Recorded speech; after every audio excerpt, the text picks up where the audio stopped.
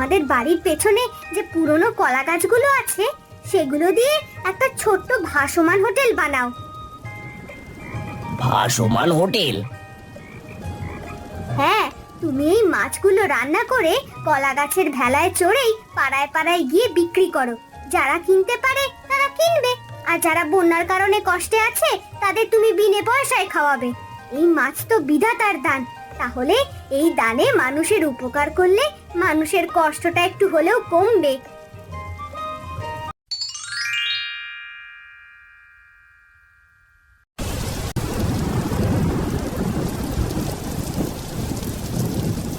কি যে একটা অবস্থা শুরু হলো গো গিন্নি, বৃষ্টি থামার তো নামই নিচ্ছে না। সারা সপ্তাহ ধরে এক নাগারে বৃষ্টি হয়ে যাচ্ছে। আমার ভাতের হোটেলটা তো বন্ধ পড়ে আছে, জলের তলায় ডুবে গেছে পুরোটাই। এই অবস্থায় বাবার হোটেল ঠিক করবো কিভাবে? পকেটে যে এক ফোঁটা টাকাও নেই। এইভাবে আর কতদিন চলবে বলো? সেই তো বলছি গো, মাঠঘাট সব পানির নিচে ডুবে গেছে। আমাদের বাজারের গরিবের ভাতের হোটেল আর ওই মাঠের 2-1 কাঠা জমিটুকুই তো ছিল একমাত্র ভরসা। এখন যদি সেখানকার ফসলটুকুও নষ্ট হয়ে যায় তাহলে খাবো কি দিয়ে বলো? তাই তো। যাই হোক, 3 দিন হলো তুমি আমাকে মাঠে যাইতে দাও নাই, কিন্তু আর না, আজ আমি যামই, বৃষ্টিতে ভেজেই হোক। আর একবার জমির হাল দেখে আসবো। জমিটা একবার চোখে না দেখলে মনটা হু হু করছে একেবারে। আচ্ছা যাও, আজ আর বাধা দেব না। তবে যাওয়ার আগে বাজারে একটু ঘুরে এসো, কিছু চাল ডাল নুন তেল নিয়ে এসো। ঘরে যে রান্না করার মতো আর কিছুই নেই। আরে ঠিক আছে গো, ঠিক আছে, সে দেখা যাবে। আগে আমাকে একটু খেতে দাও তো, আমার পেটের ভিতর যে ইঁদুর লাফাচ্ছে। আচ্ছা বসো তুমি, আমি ভাত বেড়ে নিয়ে আসছি।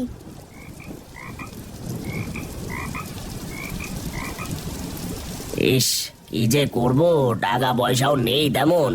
হোটেলটা কত স্বপ্ন ছিল, এই বন্যা আমাদের সব কিছু ভাসিয়ে নিয়ে যাচ্ছে।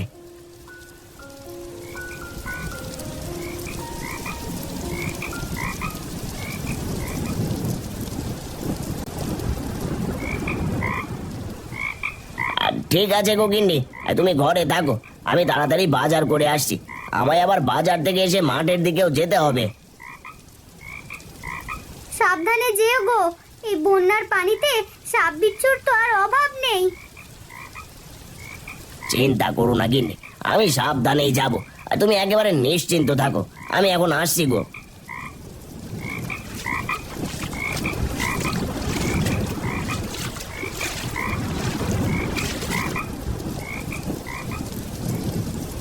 ধুর তেরিকা, সেই কখন থেকে জাল ফেলেই যাচ্ছি, একটা মাছ ওঠারও নামই নিচ্ছে না। কয়েকটা মাছ পেলে তো ডিঙি নৌকা নিয়ে ঘরে ফিরে গিয়ে বিক্রি করে কিছু টাকা পয়সা কামিয়ে নিতাম, কিন্তু কপালটাই বুঝি পোড়া। আরে বউ রতনদা, এই বন্যার মধ্যে বাজারে ব্যাগ নিয়ে কোথা থেকে ফিরছো গো? এই স্রোতে যদি একবার পা ফসকে যায় তাহলে তো ভেসেই যাবে দাদা। হ্যাঁ গো বাদলদা, সেই জন্য ভয়ে ভয়ে যাচ্ছি। কোথায় রাস্তার কোথায় মাঠ কিছুই তো বোঝা যাচ্ছে না। চারপাশে শুধু জল আর জল, আর যেন পুরো গ্রামটাই সমুদ্র হয়ে গেছে। তা বললে না যে কোথা থেকে ফিরছো? বাজার থেকে আসছি গো দাদা, ঘরে তো রান্নার মতো কিছুই নেই, তাই কষ্ট করে কিছু বাজার করলাম। আর তা তুমি এত বৃষ্টির মধ্যে এখানে কি করছো দাদা? মাছ ধরছো নাকি? হ্যাঁ রে ভাই, মাছ ধরতে এসেছিলাম, কিন্তু দুর্ভাগ্যটা এমন, একটা পুঁটি মাছও জালে উঠছে না। মাছগুলো যেসব কোথায় গিয়েছে কে জানে।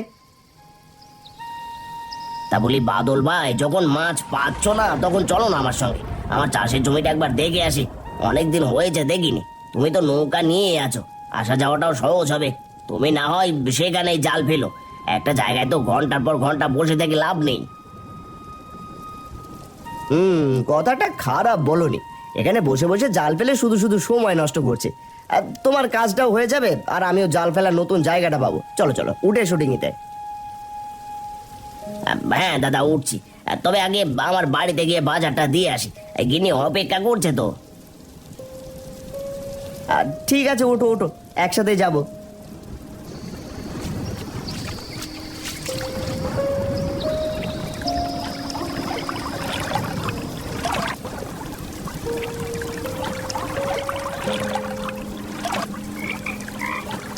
গিন্নি, ও গিন্নি, এই কোথায় গেলে গো? এই তাড়াতাড়ি বাইরে এসো, এই বাজারখানা ঘরে নিয়ে যাও তো।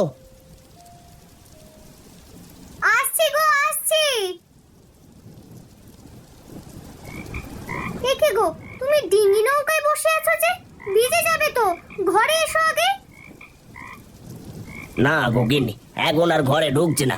সকালে তোমাকে বলেছিলাম না, আজ আমার চাষের জমি দেখতে যাব। এই নাও বাজারে ব্যাগটা, চাল ডাল নুন সব এনেছি। আর তুমি ততক্ষণে রান্না করো, আমি দুপুরে এসে ভাত খাবো। আচ্ছা ঠিক আছে, সাবধানে যেও, পথঘাট সব জলে ডুবে গেছে, একটু অসতর্ক হলেই বিপদ। তাড়াতাড়ি ফিরে এসো কিন্তু। এই চল চল বাদল, জমির দিকে চল।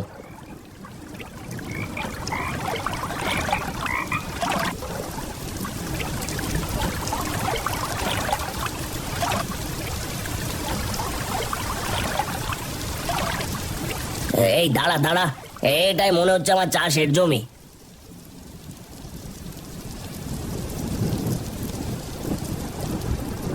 দেখ বাদল, কি যে অবস্থা, পানির নিচে সব ফসল তলিয়ে গেছে।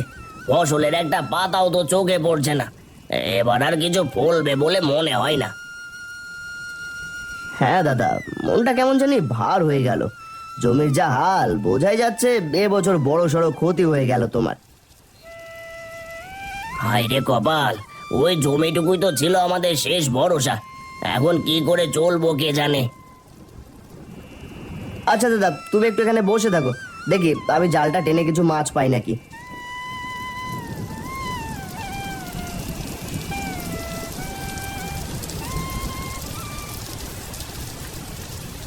আরে রতনদা, আজ বুঝি কপাল খুললো রে। জাল তুলতে দেখি দু তিনটা বেশ বড় বড় মাছ উঠেছে। তুই আমাকে এখানে না আনলে আজ তো খালি হাতেই বাড়ি ফিরতাম। এক কাজ করো, এখান থেকে একটা মাছ তুমিও নিয়ে যাও। না রে বাদল, আমি নেব না। তুই অনেক সময় নষ্ট করলে আমার সঙ্গে, মাছটাও তুই নিয়ে যা। তা হয় নাকি গো দাদা? তুমি যদি আজ আমাকে এখানে না আনতে, তাহলে এই মাছও পেতাম না। আর তোমাকে একটা মাছ নিতেই হবে, তা না হলে আমি তোমার সাথে কথাই বলবো না। আচ্ছা আচ্ছা, নিচ্ছি নিচ্ছি। চল, এখন অনেক বেলা হয়ে গেছে, বাড়ি ফিরে যায়। গিন্নি নিশ্চয়ই চিন্তায় পড়ে গেছে।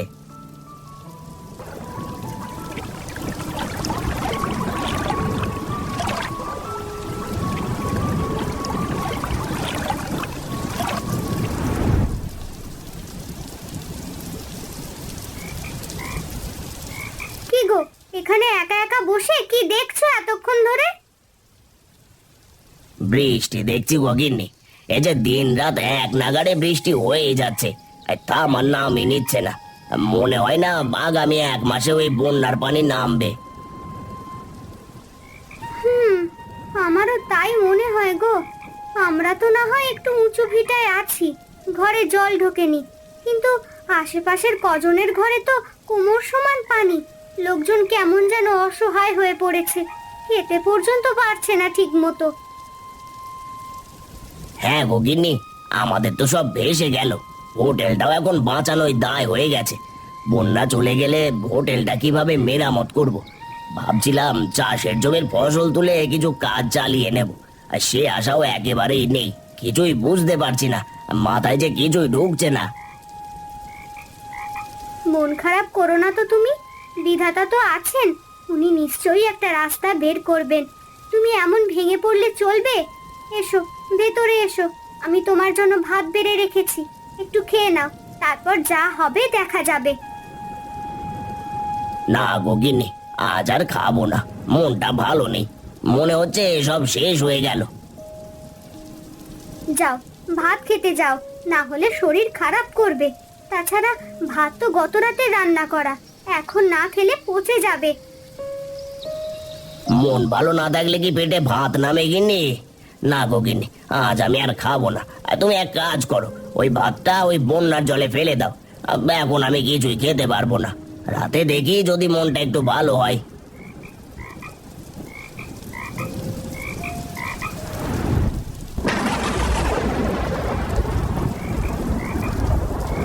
কই গো, কোথায় গেলে তুমি? তাড়াতাড়ি বাইরে এসো, দেখে যাও কি অদ্ভুত ঘটনা ঘটেছে। কি হলো কি গিন্নি? এই সকালবেলা এমন চিৎকার চেঁচামেচি করছো কেন? কি এমন দেখলে? তুমি একবার উঠোনে তাকিয়ে দেখো, তারপর বুঝবে আমি কেন চেঁচাচ্ছি।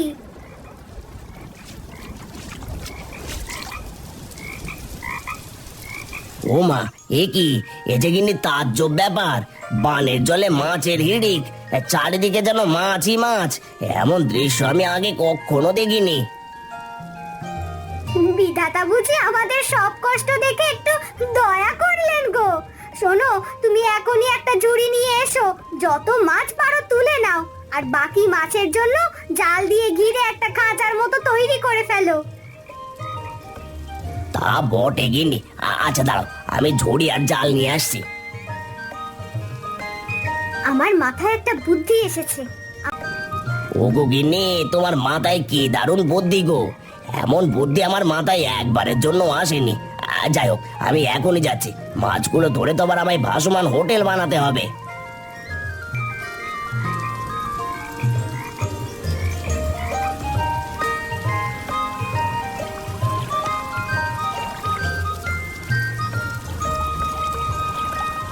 দেখো গিন্নি দেখো, আমাদের এই গরিবের ভাসমান হোটেলে কত মানুষ ভিড় করছে। সবার মুখে একটু হাসি দেখে মনে হচ্ছে এই বন্যার দুঃখ কিছুটা হলেও ভুলে গেছে। হ্যাঁ গো, এইটাই তো আসল শান্তি। আমরা নিজে তো কষ্টে আছি, কিন্তু ভাবো তো, যারা দিন রাত খালি পেটে কাটিয়েছে তাদের মুখে ভাত তুলে দিতে পারছি। এটাই তো বড় পাওয়া। বিধাতা নিশ্চয়ই আমাদের ওপর খুশি হয়েছেন। এই যে রতনদা, তোমার বুদ্ধির কদর করতেই হবে ভাই। এই বানের মাঝে সবাই যখন ভয়ে থমকে গেছে, তখন তুমি ভাসমান হোটেল বানিয়ে শুধু নিজের সংসার না, পুরো গ্রামের মুখে খাবার তুলে দিচ্ছ। তার উপর এত অসহায় মানুষকে বিনে পয়সায় খাওয়াচ্ছ। সত্যি বলছি ভাই, এমন মনের মানুষ সবাই হয় না। বিধাতা যেন তোমার মঙ্গল করেন।